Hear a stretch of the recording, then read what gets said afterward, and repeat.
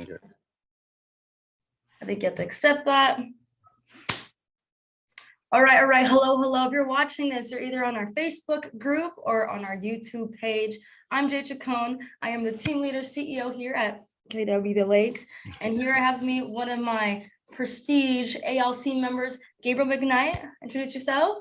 Hello, everyone. As you mentioned, I am Gabriel McKnight, agent with Keller Williams The Lakes. Awesome. Okay, so typically with the scripts and role play here, we try to have guests hop on and ask questions. This time we're doing it podcast style where Gabe and I are gonna probably discuss what we see newer agents or agents in general, specifically that have a lot of buyers, what biggest, what are they getting told the most? I can't even think of the word right now. I just had a brain freeze.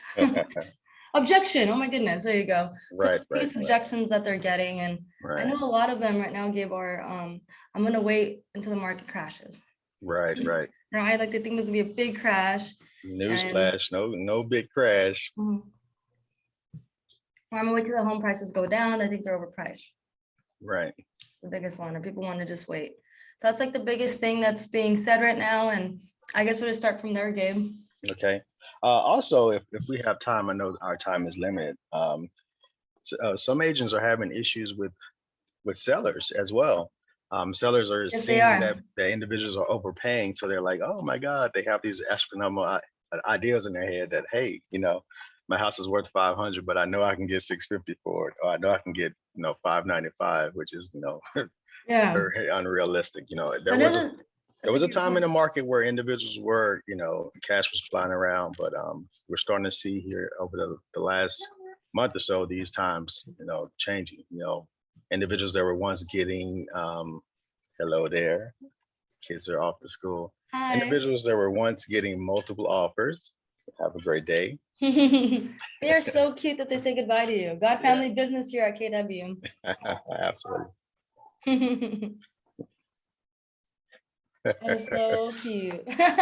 My wife was just saying she wasn't going to come and hug me. So she's not gonna. Said I'm not gonna do that just to girls. But you're not gonna catch me on camera. Yeah, exactly. But as I was saying, just getting them to understand, the true value of their home and what would happen if they overprice their home. Like I was mentioning, we're starting to see over the last month or so, the amount of offers going down. Maybe about 90 days ago, you would see anywhere from 15 to 30 offers on a particular property. Now it's 4 to 7. Mm-hmm. As recently, I've seen 1 to 3 offers, and usually out of that 1 to 3, only one solid offer.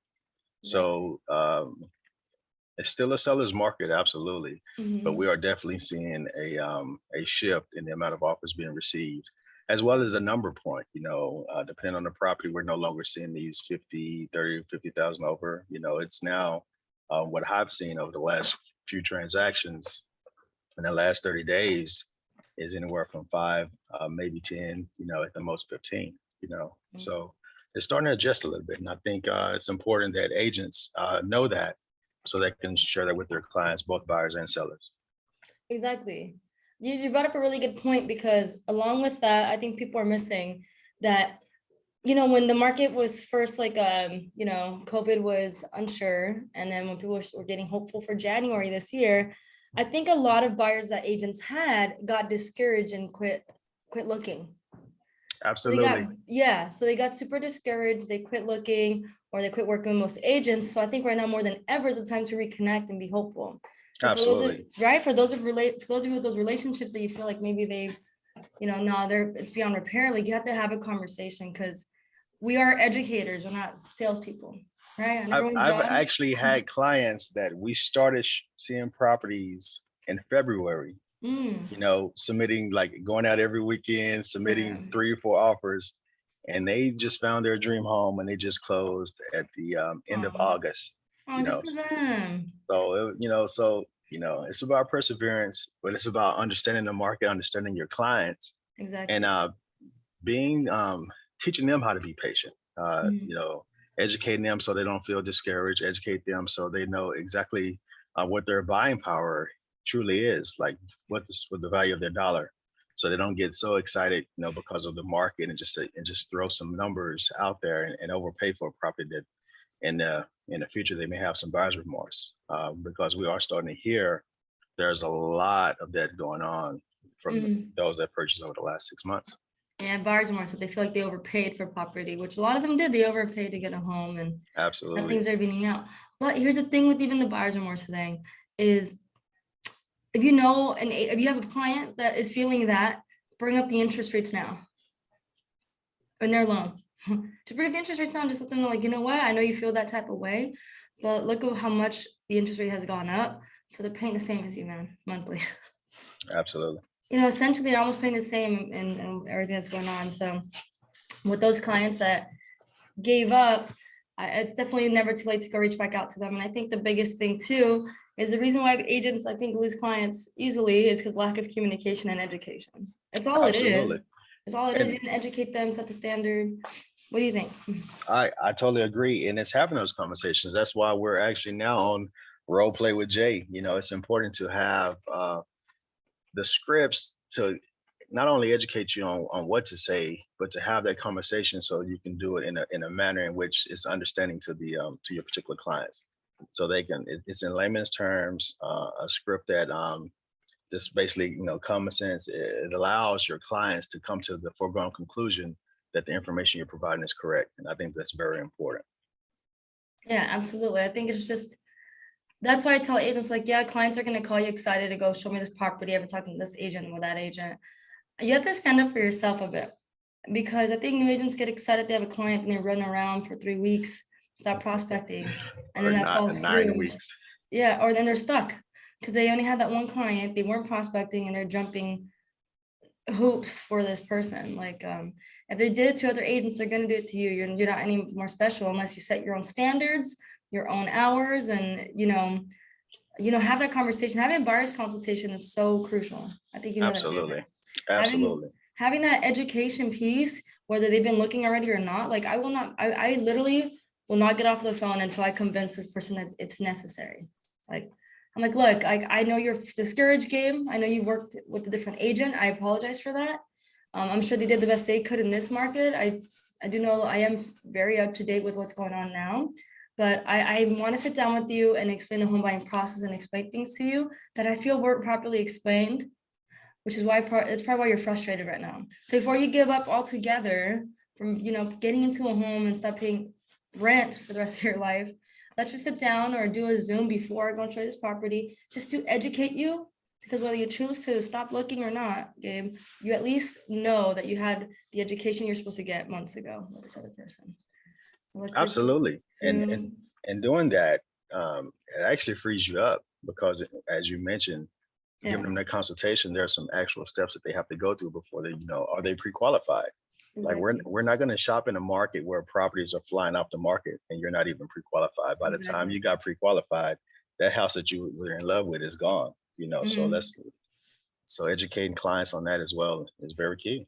Yeah, educate them. And one thing I've learned too is don't ask them that on the phone. So I was converting leads is a lot of back in the day, people were like, oh, pre-approved Tom Ferry style is, are they approved? No next. Do they qualify? No next.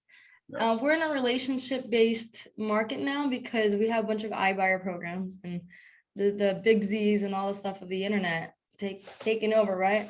But one thing we have that they can never duplicate or replicate is relationship and education. So the sooner I get someone on the phone, whether they qualify or not, I meet with them regardless, because you guys, and they can benefit tremendously from that conversation, Gabe. I know you've had this, but maybe they don't qualify, but they're so grateful that they keep you in mind and maybe they refer you people, Absolutely. And so then not only that, not to cut you off, but you educate them, and that's part of our job as being educators. Yes. You're the professional, so you're talking to an individual that absolutely knows nothing. Even if they done some internet search, they don't have your skill sets when it comes to the market. So having a conversation with them, explaining what they really need, and identifying what they need, is crucial to their success. And just like you mentioned, once you build a relationship, they're extremely grateful. Yeah. And they will reward your service to them through referrals or through return business. Exactly. I think exactly touched on that is education is key. Like internally, realtors, we know our job, our first number one job is lead generation. That's our only number one step is lead gen prospecting. But externally, our job is to educate. Because if you're not educating, you're going to lose clients. We're not salespeople. We're supposed to be educators, because they could just go click a button now to buy a home. So we need to be that different side of things. We need to be the education there, the education piece. So that's a good point, because a lot of people don't know what they're getting into. They're probably going to go to the banks when we both know that going to a lender is a better fit, so they can get a higher, maybe get pre-approved for higher price point or better, interest rate sometimes. So Absolutely. we have to catch them before that step, because maybe they're not ready yet, but they will be. And when they are, they need to come back to you. And one thing I don't ever do is, before I ever have buyer's consultation, unless they're like 100% in the bag, which we all know when they're in the bag, I don't send them to get pre-approved. Unless it's 100% guarantee like they are with me. And guess what? There's not always that 100%. But if they're like family or a close friend and they're not talking to you, then okay. But I typically will not send them to a lender until I do the buyer's consultation first. So then when they are pre-approved, however long that takes, they come back to me no matter what.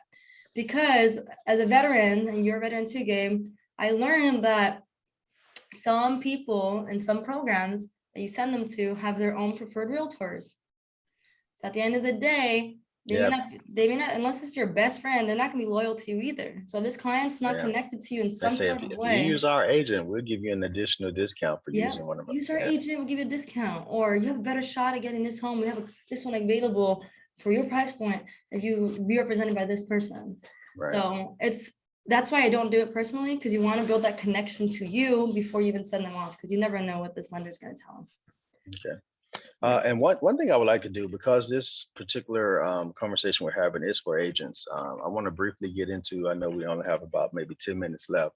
Yeah. So just briefly get into the importance of role play and dialogue. Some things that they should do that would ensure their success, because oftentimes it's the conversations that we have, and sometimes we actually talk ourselves out of a conversation, out of a transaction, out of a deal, because we either don't know what to say, and that's usually the case. We simply just don't know what to say, and we try to wing it, and when we do that, they can sense that as well, and they're usually like, "Oh, we appreciate your time. We'll let you know in a couple of days once we make our decision," and that usually means exactly you didn't get the job. So role play is very important. One thing I would like to encourage agents to do is to get a role play partner. Get someone that you can spend at least 3 days a week, 30 minutes, at least 15 minutes a day, practicing scripts. Reach out to the office. We have many books of scripts. There's old. Yeah. It's on KWU too, by the way. On KW Connect, they can search up a lot of scripts. Absolutely. So you have access to them. So what we want to do is kind of set you up for success and what to do. So once you get your scripts, excuse me, you're going to identify that partner, set up some time, that 15 minutes. And these are some of the things that you can do to rehearse and learn those scripts. Record yourself saying the script on your phone. That way you can listen to it. That's something that I've been doing for years in regards to just education in general. Some materials that I have to study, I'll read them to myself on my phone. So when I'm driving, hence Drive Time University, I can listen to it, play it back to myself. So that's something that they can do as well. Another thing that we could do as well is rehearse the script. So this is now there's different ways you can learn scripts. Some people just like to read it over and over again, but there are some proven methods that we have. If you take some of the classes like McKnight, they will cover some of these things. So what I'm going to do is share some of the things that we learned through McKnight and on how to memorize scripts.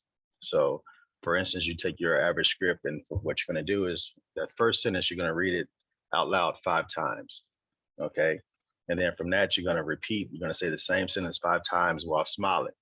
And people may ask, why smile? Well, when you're having a phone conversation, people can sense your mood. Oftentimes you want to be at a place where you can actually stand up, because your voice is different when you're standing. So you're smiling and you're standing. Okay. Now you're going to read it, and you got the second line of that script out loud 10 times while smiling.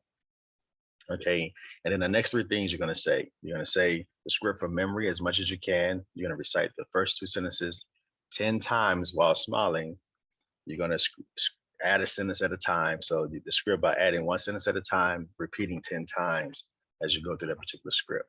And then again, the entire script as fast as you can 5 times. And then the goal is for you to actually get to a point to where you can conversationally go through that script from start to finish. And then you'll have learned that script successfully. For myself, what I found to be successful is being so familiar with a script to where I can make it my own. Because you'll get to the point to where you're having conversations, and you may say, okay, part of this script, I use this part, and now because the conversation has shifted, now I use part of this script. But you only get that information, you only have that data bank if you're consistently learning scripts. So I know we only have a few minutes left, but I want to encourage you can take your time a bit. all of our agents to do just that. Exactly. Internalization. So that's what people always wonder, they're like, why don't you read any, or what scripts are you using? I'm like, honestly, I've read so many of them that they're in my head. Like, let me find some of the ones that I'm like, that I memorized a bit. Cause I would take certain things, like you said, from this script, and flip it around. And it's important for you guys to do this. Another advice I can give is, as you're going through those scripts and you're talking to real life people, anytime you get an objection that steers you away from the script, write it down and you create a side script to that situation. Create your own side scripts to every situation. So it does happen, you know exactly what to say and how to answer it.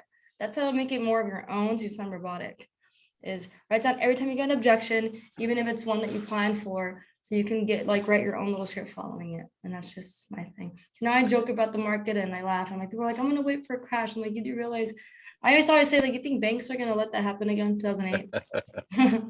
I doubt that. I was like, America's a company.